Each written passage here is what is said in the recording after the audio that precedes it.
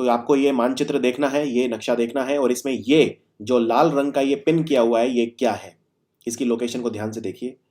Philippines के east में है, पपुआ न्यू गिनी के ये ऊपर है, ये क्या है? Henderson island. अब तक ये तो समझ गए होंगे आप, ये प्रशांत महासागर है, वेस्टर्न पैसिफिक ओशियन है, western Pacific Ocean. Guam Island, Caroline Island या रोड आइलैंड, क्या नाम है इसका पिन लोकेशन का? इसकी लोकेशन देख के आप समझ गए होंगे, ये है गुआम आइलैंड, और ये अमेरिका का एक मिलिट्री बेस है, बहुत ही फेमस मिलिट्री बेस है। अब एनसीईआरटी पकड़ लेता हूँ। एनसीईआरटी में जो बायोलॉजी है, साइंस, तो आपको बताना है इनमें से कौन सा ठीक मैचिंग नहीं है। ये सिम्बायोटिक इंटरेक्शन जो होते हैं, सिम्बायोटिक मतलब होता है जब दो या दो से ज्यादा जानवर या दूसरे जो ऑर्गेनिज्म है, प्लांट या एनिमल, वो साथ रहते हैं, तो उसे बोलते हैं सिम्बायोसिस। देखिए अंग्रेजी में सिम का मतलब होता है टुगेदर यानी साथ, बायो मतलब होता है लिविंग, तो सिम्बायोसिस मतलब साथ रहना।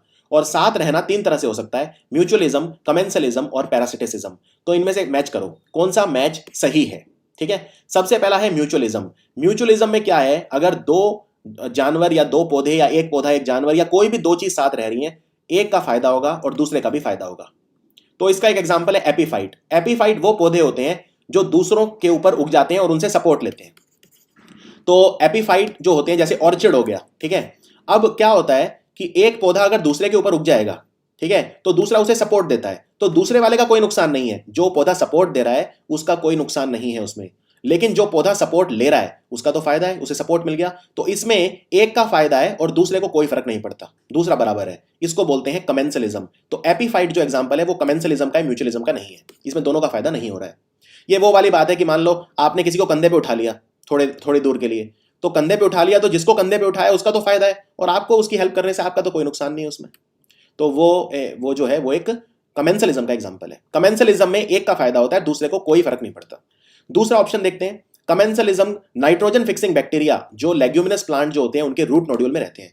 नाइट्रोजन फिक्सिंग बैक्टीरिया क्या होते हैं? देखो हमारे वातावरण में 78% नाइट्रोजन है, ये तो मानते हो आप, लेकिन क्या होता है ना, इतनी नाइट्रोजन होने के बाद भी पौधे नाइट्रोजन का इस्तेमाल नहीं कर पाते और नाइट्रोजन की कमी हो जाती है। तभी तो हम यूरिया यूज करते हैं, एनपीके फर्टिलाइजर यूज करते हैं, क्योंकि पौधे जो होते हैं वो नाइट्रोजन को अवशोषित करते हैं नाइट्रेट के रूप में या नाइट्राइट के रूप में, ना कि N2 यानी हवा के रूप में।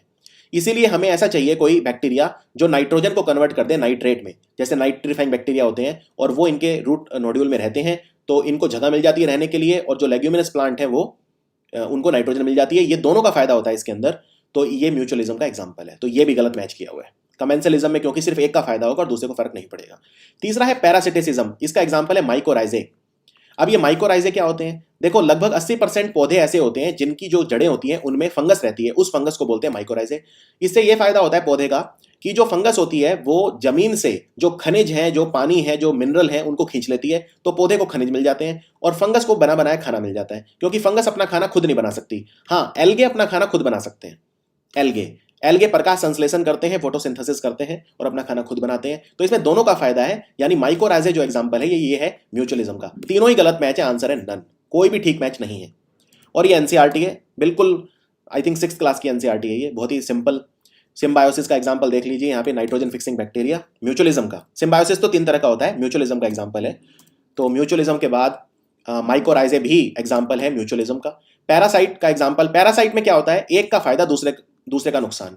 मान लो आपके पेट में कोई कीड़ा रह रहा है, कीड़े को तो भोजन मिल रहा है, पर आपको क्या मिल रहा है? सिर्फ बीमारियां। तो कीड़े का फायदा है, आपका नुकसान है। तो ये एग्जांपल हो गया पैरासिटिसिज्म का। क्लियर हो गया? और कमेंसलिज्म का एग्जांपल क्या बताया था मैंने? जैसे अब यहाँ पे एग्जांपल दिया हुआ है कि जो एपीफाइट होते हैं, एपीफाइट एग्जांपल किसका है? कमेंसलिज्म का। इसके अलावा जैसे सिल्वर फिश और एंट्स, जो चींटियां होती हैं, चींटियों के समूह के साथ सिल्वर फिश चलती है। चींटियां जो जो भोजन खोजती हैं, सिल्वर फिश उसे खा लेती है। तो चींटियों का कोई ज्यादा नुकसान नहीं, चींटियों का कोई नुकसान नहीं है, क्योंकि जो फूड है that is caught by the ants, और जो चींटियां हैं उन्हें कोई फायदा नहीं है। चींटियां तो अपना खाना खा ही लेती हैं, लेकिन सिल्वर फिश को फायदा हो जाता है। तो ये इसमें याद रखिए। चलिए अब आते हैं क्वेश्चन नंबर 10 पे, आर्ट एंड कल्चर। तो ये बताओ क्या ठीक है? एक डांसिंग गर्ल का स्टैचू मिला था। ये बात हो रही है इंडस वैली सिविलाइजेशन, जिसको बोलते हैं सिंधु घाटी सभ्यता की। एक नाचती हुई जो प्रतिमा मिली थी एक लड़की की, डांसिंग गर्ल स्टैचू, ये एक्सकवेट हुआ था हड़प्पा से, और ये सबसे पुराने एक्सकवेटेड खुदाई में मिले ब्रॉन्ज के धातु से बने हुए ये उसका एक नमूना है, एक एग्जाम्पल है। 3500 से 3000 ईसा पूर्व ये मिला था, ये गलत है। ये जो डांसिंग गर्ल स्टैचू मिला था ये हड़प्पा से नहीं मिला था, ये मोहनजोदड़ो से मिला था। दूसरी बात, जो ब्रॉन्ज यानी कि जो ब्रॉन्ज धातु है उससे कैसे मूर्तियां बनाई जाएं, इसका जो सबसे पुराना साहित्य में जिक्र मिलता है वो मिलता है गरुड़ पुराण में। गरुड़ पुराण में ये लिखा हुआ है कि ब्रॉन्ज से किस तरह से आप वो चीजें बना सकते हो कास्टिंग यूज करके। ये भी गलत है, ये गरुड़ पुराण में नहीं लिखा, ये मत्स्य पुराण में लिखा है। दोनों ही गलत है, आंसर है नन इज करेक्ट। और यहाँ पे आप देख सकते हैं ये जो डांसिंग गर्ल का स्टैचू था ये मोहनजोदड़ो से मिला था। इसके अलावा मत्स्य पुराण में लिखा हुआ है ये। और नागार्जुन की एक वो है कृति जिसका नाम है रास रत्नाकर, इसमें भी लिखा है कि कैसे हम जो धातु हैं उन्हें शुद्ध कर सकते हैं, मेटल प्योरिटी, और हम जिंक को कैसे डिस्टिल कर सकते हैं, जिंक को। तो इस तरह की चीजें इसमें लिखी हुई हैं। उत्तर प्रदेश में जो ब्रॉन्ज क्राफ्ट है काफी फेमस है, जैसे इटावा, सीतापुर, वाराणसी, मुरादाबाद वगैरह में यहाँ पे कई सेंटर हैं जहाँ पे ब्रॉन्ज से धातु से मूर्तियां बनाई जाती हैं। चलिए अब आते हैं क्वेश्चन नंबर 11 पे। इनमें से जो फोल्ड माउंटेन होते हैं, ये आखिरी सवाल है आज का, ये बता दूं मैं, ये ज्योग्राफी से है, एनसीईआरटी से।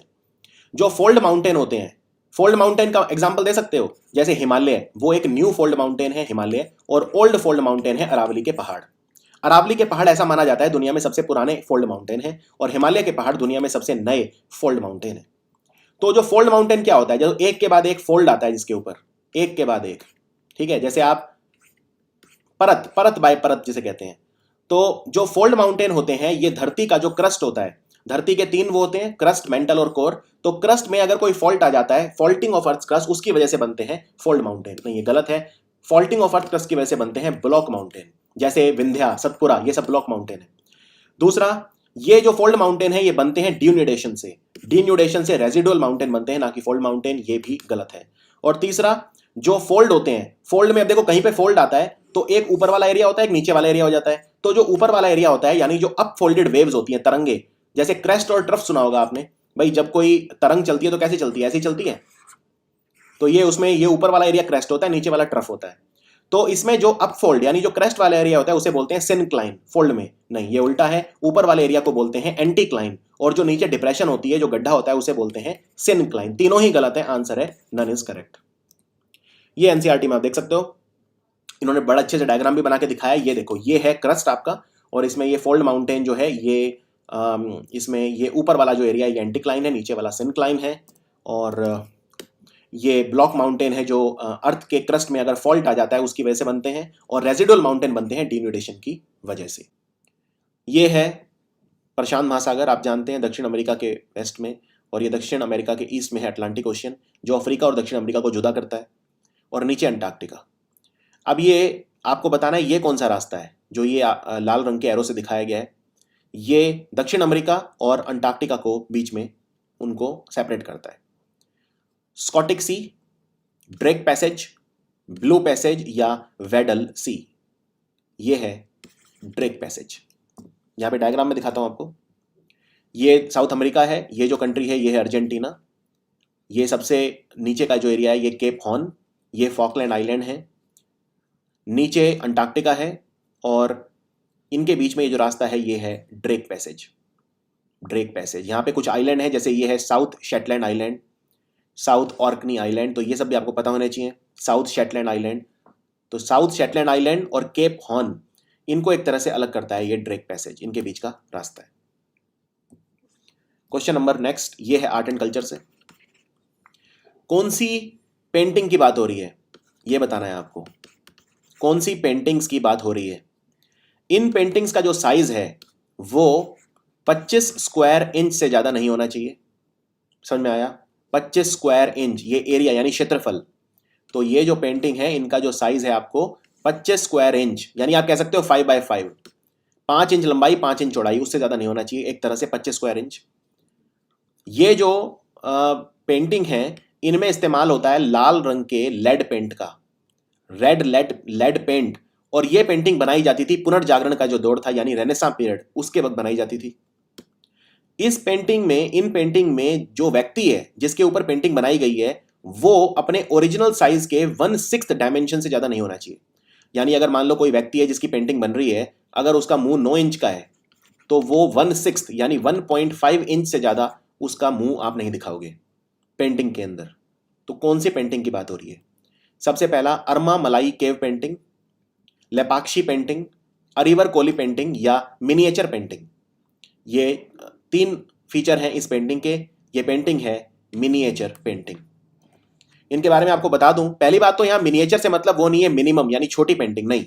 मिनिएचर शब्द जो है ये एक लैटिन वर्ड मिनियम से बना है, जिसका मतलब है लाल लेड पेंट। लाल रंग के लेड पेंट से ये पेंटिंग बनती है और ये पुनर्जागरण का जो दौर था उस वक्त बनाई गई, रेनेसां का जो पीरियड था। ये पेंटिंग जो होती हैं डिटेल्ड पेंटिंग होती है काफ़ी ज़्यादा, लेकिन इनकी कुछ कंडीशन है। एक ये कि पेंटिंग का साइज 25 स्क्वायर इंच से ज़्यादा नहीं होना चाहिए। पेंटिंग में जो सब्जेक्ट है जिसके ऊपर पेंटिंग बनाई गई, कोई राजा महाराजा है जो भी, वो अपने साइज का 1/6 से ज़्यादा नहीं होगा। और इनमें पेंटिंग में जो बल्जिंग आईज होती हैं जनरली, यानी आंखें जो होती हैं ऐसा निकलता है बाहर निकलने को हो रही हैं, बड़ी बड़ी आंखें होती हैं। जो नोज होती है वो पॉइंटेड होती है, नुकीली नाक होती है और वेस्ट स्लिम होती है, यानी पेट निकला हुआ नहीं रहेगा, आपकी जो वेस्ट होगी वो स्लिम रहेगी। इसके अलावा जो स्किन कलर होता है वो ब्राउन होता है जनरली। और जो मुगल पेंटिंग है, राजस्थानी पेंटिंग में ब्राउन कलर होता है स्किन का, और मुगल पेंटिंग में थोड़ा सा और वाइट होता है। इनमें जो भगवान कृष्ण का रंग है वो नीला होता है। महिलाओं के बाल लंबे होते हैं और उनकी आंखों का जो रंग है वो ब्लैक होता है, बालों का रंग भी ब्लैक होता है। जो अगर मर्द हैं तो वो सर पे पगड़ी पहनते हैं। तो ये कुछ फीचर हैं इन पेंटिंग के, इनको बोलते हैं मिनिएचर पेंट। चलिए अब आते हैं आपके कंसेप्ट चेक करते हैं पॉलिटी के। तो आपने कहा था स्टैटिक, तो एक पॉलिटी का क्वेश्चन लक्ष्मीकांत से डाला है। मनी बिल जो होता है उसे सिर्फ एक मंत्री ही इंट्रोड्यूस कर सकता है संसद में। मनी बिल को सिर्फ एक मिनिस्टर इंट्रोड्यूस कर सकता है, कोई प्राइवेट मेंबर नहीं कर सकता। पहला ऑप्शन जो है वो ठीक है। लेजिस्लेटिव काउंसिल, विधान परिषद जो है वो एक ऑर्डिनरी बिल को पास होने से रोक सकती है एक राज्य में। तो देखो जैसे क्या होता है, एक लोकसभा होती है, राज्यसभा होती है। अगर कोई ऑर्डिनरी बिल है, लोकसभा ने पास कर दिया, राज्यसभा ने रोक दिया, तो रोक सकती है राज्यसभा, कोई दिक्कत नहीं है। अब हम राज्य में बात करते हैं, ये तो केंद्र की बात है। ऑर्डिनरी बिल तो विधानसभा होती है और विधान परिषद होती है, लेजिस्लेटिव असेंबली और लेजिस्लेटिव काउंसिल। ठीक है, लेजिस्लेटिव काउंसिल वो बात अलग है, हर राज्य में नहीं है, सिर्फ 8 में है, लेकिन वो एक अलग बात है। तो अगर मान लो ऑर्डिनरी बिल विधानसभा ने पास कर दिया और विधानसभा ने रोक दिया, तो क्या वो रुक जाएगा? यानी जैसे राज्यसभा तो परमानेंटली रोक सकती है भाई, लोकसभा बार बार पास करती रहेगी, राज्यसभा बार बार रोकती रहेगी। लेकिन क्या ये राज्य में भी संभव है कि विधानसभा पास कर दे और विधान परिषद रोक दे? जी नहीं, लेजिस्लेटिव काउंसिल बिल को पास होने से नहीं रोक सकती। यही फर्क है केंद्र में और राज्य में। राज्य में सारी पावर विधानसभा के हाथ में ही होती है। समझ में आया आपको? ऑप्शन सी, तो बी वाला गलत है। ऑप्शन सी, जो राष्ट्रपति है वो एक मनी बिल को पुनर्विचार के लिए एक राज्य को लौटा सकता है। देखो जो मनी बिल है उसके लिए गवर्नर की परमिशन लेनी होती है राज्य को, और वो फिर इंट्रोड्यूस हो जाता है। समझ में आया? अब मान लो मनी बिल पास कर दिया राज्य ने, गवर्नर के पास गया कि भाई गवर्नर के साइन चाहिए। अब गवर्नर क्या कर सकता है? गवर्नर उस मनी बिल को अपने पास हाँ कर सकता है, ना कर सकता है, या राष्ट्रपति से अपने विचार के लिए उसे अपने पास रख सकता है। अब राष्ट्रपति क्या कर सकता है? राष्ट्रपति उसे जो है मना कर सकता है, राष्ट्रपति उसे हाँ कर सकता है, साइन कर सकता है, लेकिन राष्ट्रपति उसे लौटा नहीं सकता रिकंसिडरेशन के लिए। याद रखो, कोई राज्य का, स्टेट लेजिस्लेचर का जो बिल है मनी बिल, उसे राष्ट्रपति रिटर्न नहीं कर सकता पुनर्विचार के लिए। तो सी जो है ये गलत है, सिर्फ ए ठीक है, आंसर है ओनली ए इज करेक्ट। ये लक्ष्मीकांत का फोटो है, यहां पे आप देख सकते हैं कि जो गवर्नर है वो जनरली मंजूरी दे देता है मनी बिल को, क्योंकि उसकी परमिशन से ही मनी बिल जो है वो इंट्रोड्यूस होता है विधानसभा में। और जो राष्ट्रपति, देखो अब यहाँ पे देखो, मनी बिल जो है जब वो गवर्नर के पास जाता है तो वो अपनी परमिशन दे सकता है, या वो उसे विदहोल्ड कर सकता है एसेंट को, यानी परमिशन मना कर सकता है, या वो राष्ट्रपति के परमिशन के लिए अपने पास रिजर्व कर सकता है बिल को। समझ में आया? लेकिन जो गवर्नर है वो can not return the bill. Governor भी पुनर्विचार के लिए विधानसभा को वापस मनी बिल को नहीं भेज सकता। और अगर मान लो प्रेसिडेंट को भेज दिया तो प्रेसिडेंट भी कैन नॉट रिटर्न, प्रेसिडेंट भी विधानसभा को पुनर्विचार के लिए मनी बिल को नहीं भेज सकता। राष्ट्रपति अपना जो है मंजूरी दे सकता है या विदहोल्ड कर सकता है, यानी अपने एसेंट को दे सकता है या विदहोल्ड कर सकता है। समझ में आया आपको? तो काफी कंसेप्चुअल क्वेश्चन था। चलो अब अगले सवाल पे आते हैं। ये जो सवाल है ये है आर्ट एंड कल्चर से, जो आपका फेवरेट है। इसमें से हड़प्पा में जो सील मिली है, सील समझते हो क्या होती है? जैसे कोई भी मार्क की हुई चीज मिलती है, सील, जैसे कोई मान लो सिक्का मिला, सिक्के के ऊपर कोई फोटो है, कुछ लिखा हुआ है, तो वो एक तरह की सील का काम करेगा। तो हड़प्पा मोहनजोदड़ो, ये सिंधु घाटी सभ्यता की बात हो रही है। हड़प्पा की सील्स के बारे में इनमें से कौन सा स्टेटमेंट ठीक है? सबसे पहला जो स्क्रिप्ट है, यानी जो लेखनी मिली है, यानी जैसे मान लो कोई पत्र मिला, कोई उस पर कुछ लिखावट है, तो जो स्क्रिप्ट है, जो लिपि है, जो लिखी हुई है ज्यादातर सील के ऊपर, वो बाई डायरेक्शनल है। बाई डायरेक्शनल मतलब राइट टू लेफ्ट भी है और लेफ्ट टू राइट भी है। जैसे फॉर एग्जाम्पल आज की तारीख में हम कैसे लिखते हैं? हम लेफ्ट टू राइट लिखते हैं ना, हम यहां से शुरू करते हैं लिखना और इस तरफ जाते हैं। तो हड़प्पा में जो सील मिली है उन पे जो लिखावट है वो ज्यादातर दोनों दिशाओं में लिखी हुई है, यानी कि राइट टू लेफ्ट भी और लेफ्ट टू राइट भी। पहला ऑप्शन जो है वो गलत है। ज्यादातर में यूनिडायरेक्शनल है, लेकिन हाँ कुछ में बाई डायरेक्शनल है। यहां लिखा है मोस्टली, मोस्टली तो यूनिडायरेक्शनल ही है। पशुपति सील और यूनिकॉर्न सील, यूनिकॉर्न एक तरह का घोड़े का एक चित्र होता है, यूनिकॉर्न। तो पशुपति सील और यूनिकॉर्न सील ये एग्जाम्पल है हड़प्पन सील के, ये ठीक है। हड़प्पन सील में गाय की फोटो काफी मिली है, जो हड़प्पा से जो वो मिले हैं उनमें गाय की फोटो, काउ इंप्रेशन बहुत ज्यादा मिला है। ये बिल्कुल गलत है, गाय का तो बिल्कुल ही नहीं मिला। तो ए गलत है, सी गलत है, आंसर है ओनली बी इज करेक्ट, यानी सेकंड। मैं यहाँ पे आपको लिखा हुआ दिखा देता हूं, ये नितिन सिंघानिया किताब का फोटो है। ज्यादातर जो सील है वो अभी तक हमें पता नहीं चला है, यानी उनको हमने डेसिफर नहीं करा है, यानी हमें पता नहीं चला कि वो दिखाना चाह क्या रहे हैं। लेकिन जो स्क्रिप्ट लिखी हुई है, उन पर जो लिपि है, जो लैंग्वेज है, वो ज्यादातर लिखी हुई है राइट टू लेफ्ट। मैं रिपीट करता हूं, राइट टू लेफ्ट। दूसरी बात, कौन कौन से जानवर मिले हैं, जानवरों के कौन कौन से सिंबल मिले हैं? यूनिकॉर्न मिला है, घोड़ा मिला है, हम्ड बुल मिला है यानी बैल मिला है, कुबड़ वाला बैल जिसे बोलते हैं, गेंडा मिला है, टाइगर मिला है, एलिफेंट मिला है, बफेलो, बिसोन, बिसोन भी एक भैंस जैसा जानवर होता है, गोट मिली है, बकरी मिली है, मार्को रिबेक्स, मगरमच्छ तक मिला है, लेकिन कोई भी गाय का अभी तक फोटो नहीं मिला है किसी भी सील पे। समझ में आया? और इसके अलावा मैंने क्या बताया था? पशुपति सील और यूनिकॉर्न सील, ये इनके एग्जाम्पल हैं। अब हम आते हैं क्वेश्चन नंबर 11 पे। इनमें से कौन सा साइकिल है हमारा जो एक बायोजियोकेमिकल साइकिल का एग्जाम्पल है? बायोजियोकेमिकल में एक जो पौधे या जो जानवर है उनका इस्तेमाल भी होगा, ठीक है, और केमिकल रिएक्शन भी होंगी। तो बायोजियोकेमिकल साइकिल, सबसे पहला हाइड्रोलॉजिक साइकिल जिसे वाटर साइकिल बोलते हैं। जैसे फॉर एग्जांपल हमारे जो संतुलन रहता है प्रकृति में, यानी जो हमारे नेचर में बैलेंस रहता है, वो कैसे रहता है? पानी का, पानी निकल जाता है, हमारे वाष्पीकरण हो जाता है, इवेपोरेशन से पानी निकल जाता है, फिर बारिश हो जाती है तो दोबारा पानी आ जाता है। ठीक इसी तरह पौधे पानी का सेवन करते हैं प्रकाश संश्लेषण के लिए, फोटोसिंथेसिस के लिए, लेकिन फिर अपनी पत्तियों में जो छेद होते हैं जिन्हें बोलते हैं स्टोमाटा, उनसे पानी को दोबारा निकाल भी देते हैं। तो यानी कि हम बायो का यूज कर रहे हैं, यानी जो लिविंग चीज है उनका इस्तेमाल कर रहे हैं। तो हाइड्रोलॉजिकल साइकिल जो है ये ठीक है। गैशियस साइकिल, हमारी जो जैसे ऑक्सीजन है, कार्बन है, जो ये सब गैसेज हैं, नाइट्रोजन गैसेज वगैरह हैं, इनका एक संतुलन बना रहता है हमारे नेचर में। तो गैशियस साइकिल जो है ये भी एक बायोजियोकेमिकल साइकिल है, ये ठीक है। सेडिमेंट्री साइकिल, जैसे फॉस्फोरस है, सल्फर वगैरह, इनका जो साइकिल होता है सेडिमेंट्री साइकिल, तो इनका भी संतुलन बना रहता है, ये बायोजियोकेमिकल साइकिल है, ये भी ठीक है। तीनों ही है, आंसर है ए, बी एंड सी। यहाँ पे देख लो आप एनसीईआरटी की फोटो। तो इसमें जो बायोजियोकेमिकल साइकिल के प्रकार हैं वो हाइड्रोलॉजिकल साइकिल यानी वाटर साइकिल, गैशियस साइकिल और सेडिमेंट्री, तीनों हैं। अब आते हैं क्वेश्चन नंबर 12 पे। तो ये काफी अच्छा आर्टिकल था हिंदू में, जिसमें यह बताया है कि जो नाइट्रोजन है हमारे वातावरण में वो बढ़ती ही जा रही है।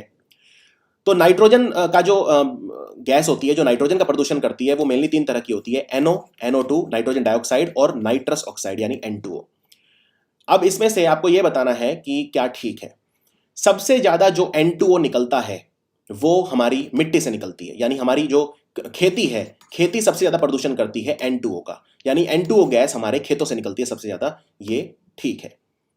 दूसरा, ये क्यों होता है ये आपको पता है? क्योंकि हम अपनी मिट्टी में क्या डालते हैं? फर्टिलाइजर डालते हैं। फर्टिलाइजर क्या मतलब? जैसे यूरिया वगैरह, तो फर्टिलाइजर में नाइट्रोजन होता है। ज्यादातर हम फर्टिलाइजर कौन सा यूज करते हैं? NPK फर्टिलाइजर, यानी नाइट्रोजन, फास्फोरस और पोटेशियम फर्टिलाइजर। यहाँ P से मतलब फास्फोरस है, K से पोटेशियम है। तो उनसे फिर क्या होता है, मिट्टी में आपने मान लो अपनी मिट्टी, आपके पास खेत है, आपके खेत में आप पैदावार बढ़ाना चाहते हो, यानी उत्पादकता बढ़ाना चाहते हो, तो उसके लिए आप खाद डालोगे, फर्टिलाइजर डालोगे। फर्टिलाइजर 80% जो है वो वेस्ट होता है, सिर्फ 20% यूज होता है। 80% या आपकी नदियों में चला जाता है या आपके वातावरण में चला जाता है, इससे प्रदूषण होता है। तो N2O जो है सबसे ज्यादा रिलीज होती है एग्रीकल्चर सॉइल से, ये एकदम ठीक है। अगर अमोनिया की बात करें, अमोनिया मतलब NH3, इसमें भी नाइट्रोजन होती है। अमोनिया सबसे ज्यादा निकलती है हमारे अगेन खेतों से नहीं, अमोनिया सबसे ज्यादा निकलती है हमारे मवेशियों से, कैटल से। 80% अमोनिया हमारे जो जीव जंतु हैं, जो गाय भैंस और ये, इनसे निकलती है, एग्रीकल्चर से नहीं। तो बी गलत है। N2O जो गैस है, नाइट्रस ऑक्साइड, ये एक ग्रीन हाउस गैस है, यानी वातावरण का तापमान बढ़ाती है, जो गर्मी है उसे एब्जॉर्ब करती है, उसको अवशोषित करती है, ये ठीक है। ये ग्रीन हाउस गैस है। ए ठीक है, सी ठीक है, आंसर है ए एंड सी आर। अब आते हैं क्वेश्चन नंबर 6 पे। ये क्वेश्चन है art and culture. Art and culture, मैंने आपको कहा था एक क्वेश्चन आर्ट एंड कल्चर का जरूर डालूंगा। तो बताओ, ये जो पेंटिंग्स का जिक्र हो रहा है, ये जो पेंटिंग का जिक्र हो रहा है, ये हमारे कौन से समय की बात है? समझ में आ गया आपको? 4 ऑप्शन है, अपर पेलियोलिथिक, मिडल पेलियोलिथिक, मीजोलिथिक और चाल्कोलिथिक। इनमें से कौन से समय की पेंटिंग का जिक्र हो रहा है? इस समय की पेंटिंग जो बनाई जाती थी वो सिर्फ 2 रंगों में बनाई जाती थी, एक तो हरा रंग और एक पीला रंग। इस समय की पेंटिंग सिर्फ 2 रंगों में बनाई जाती थी, ग्रीन कलर में और येलो कलर में। दूसरा, इन पेंटिंग्स में बैटल सीन दिखाए जाते थे, यानी युद्ध के जो सीन थे वो दिखाए जाते थे। जैसे कोई राजा है, घोड़े पे सवार है और दूसरे से लड़ रहा है, सैनिकों को मार रहा है, इस तरह की पेंटिंग दिखाई जाती थी, बैटल सीन दिखाए जाते थे। तीसरा, मध्य प्रदेश में जो नरसिंहगढ़ एरिया है, जहां पे नरसिंहगढ़ वाइल्ड लाइफ सेंचुरी भी है, काफी फेमस एरिया है नरसिंहगढ़ मध्य प्रदेश में, यहां पे मिलने वाली जो पेंटिंग है ये इसका एक प्रकार है। कौन से समय की पेंटिंग की बात हो रही है? तो इसका आंसर होगा चाल्कोलिथिक पीरियड, चाल्कोलिथिक। और ये कटिंग है, आप यहां पे भली भांति देख सकते हैं। चाल्कोलिथिक पीरियड के बारे में दिया है कि ग्रीन और येलो कलर का इस्तेमाल होता था पेंटिंग में, पीले और हरे रंग का। बैटल सीन दिखाए जाते थे, जैसे घुड़सवारी करते हुए राजा महाराजा, घुड़सवारी करते हुए लोग, एलिफेंट दिखाए जाते थे, और जो लोग थे उनके हाथ में धनुष वगैरह दिखाए जाते थे। नरसिंहगढ़ में मिलने वाली जो पेंटिंग है वो इसका एक प्रकार है। ये पेंटिंग है चाल्कोलिथिक पीरियड की। अगला सवाल है एनसीईआरटी ज्योग्राफी से। आपको बताना है कौन से जंगलों की बात हो रही है? Thorny bushes, tropical deciduous forest, tropical rain forest या माउंटेन वेजिटेशन। कहां पे आपको यह सब मिलेगा? यहां के जो पेड़ हैं, अलग अलग तरह के पेड़ अलग अलग समय पे अपनी पत्तियां झाड़ देते हैं। यानी जो ये फॉरेस्ट हैं, इनमें जो ट्रीज हैं, they shed their leaves at different times of the year. दूसरा ऑप्शन, इस तरह के जंगलों में मिलने वाले जो पेड़ हैं वो हैं माहोगनी, एबोनी और रोजवुड। माहोगनी, एबोनी और रोजवुड।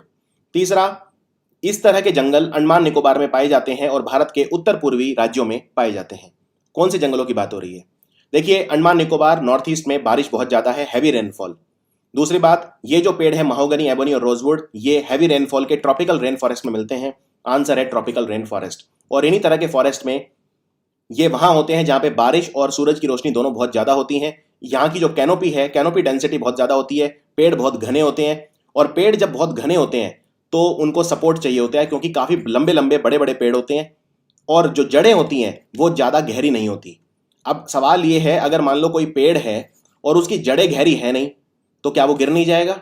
बिल्कुल गिर जाएगा। इसीलिए ना गिरे तो हमारे जो ट्रॉपिकल रेन फॉरेस्ट हैं उनमें इस तरह से पेड़ अपनी जड़ें ऊपर से फैला लेते हैं और इनको बोलते हैं बट्रेस रूट। बट्रेस रूट जो होती हैं ये एक बहुत ही खास फीचर होता है ट्रॉपिकल रेन फॉरेस्ट का। और ये वो एनसीईआरटी का वो है chapter the Earth our habitat. इसमें साफ साफ ये वही पॉइंट दिए तीनों जो मैंने लिखे हैं यहाँ पे। इसके अलावा एक बात और बता दूं, अगर मैं आपसे पूछूं कि ऐसे पेड़ बताओ जिनकी जड़ें बहुत गहरी होती हैं, तो वो कौन से होते हैं? 2 होते हैं मेनली। एक तो होते हैं मैंग्रोव्स, जो नमकीन पानी में मिलते हैं, जहां नदी और समुद्र मिलते हैं, डेल्टा वाले एरिया में मिलते हैं मैंग्रोव, जैसे महानदी डेल्टा एरिया है, सुंदरबन एरिया है। और दूसरे होते हैं इस तरह के पेड़ जो मरुस्थल में पाए जाते हैं, जिन्हें बोलते हैं ज़ेरोफाइट। और मरुस्थल वाले पेड़ इसलिए उनकी जड़ें गहरी होती हैं क्योंकि पानी की कमी होती है, तो जड़ें जमीन में काफी गहरी हो जाती हैं जिससे वो पानी को एब्जॉर्ब कर सकें। ये वाला जो सवाल है बहुत ही डिफिकल्ट है। ये है एनवायरमेंट एंड इकोलॉजी एनसीईआरटी से। आपको बताना है कि इन चारों में से मैं किस चीज की बात कर रहा हूं यहाँ पे। ये जो अबव स्टेटमेंट है, यानी ये जो 3 स्टेटमेंट हैं, ये किसकी तरफ इशारा कर रहे हैं? कार्बन फुटप्रिंट के बारे में कह रहे हैं, बायोलॉजिकल कैपेसिटी के बारे में कह रहे हैं, इकोलॉजिकल फुटप्रिंट या एनर्जी स्कार्सिटी। जो भी इनमें से चीज है, जो भी आंसर है, हम उसको मेजर करते हैं ग्लोबल हेक्टेयर पर पर्सन, यानी जो यूनिट होती है वो होती है ग्लोबल हेक्टेयर पर पर्सन। और ये उतना एरिया है जो किसी भी व्यक्ति के भरण पोषण के लिए आजीवन इनडेफिनेटली चाहिए, या तो एक व्यक्ति के लिए या एक शहर के लिए या एक कंट्री के लिए। एक कंट्री, एक शहर या एक व्यक्ति के भरण पोषण के लिए, उसको सस्टेन करने के लिए जितना एरिया चाहिए, ये उसे बोलते हैं। दूसरा, इसमें जो एनर्जी, फूड और वाटर, यानी कि जो ऊर्जा है, जो भोजन है, खाद्यान्न है और जो पानी है, इस तरह के जो मटेरियल होते हैं वो कितने कंज्यूम होते हैं, उसका जिक्र होता है, यानी उसका एक तरह से क्वांटिफाई किया जाता है उसको। और ह्यूमन बीइंग कितना वेस्ट प्रोड्यूस करता है, तो उसी से निकलता है कि भाई कितना एरिया चाहिए उसको सस्टेन करने के लिए। क्या बोलते हैं इसे? Carbon footprint, biological capacity, ecological footprint या एनर्जी स्कैर्सिटी, इसको बोलते हैं इकोलॉजिकल फुटप्रिंट। और इस तरह के सवाल बहुत कठिन होते हैं। जिन लोगों ने बायोलॉजिकल कैपेसिटी मार्क करा है उनको मैं बता दूं बायोलॉजिकल कैपेसिटी क्या होती है।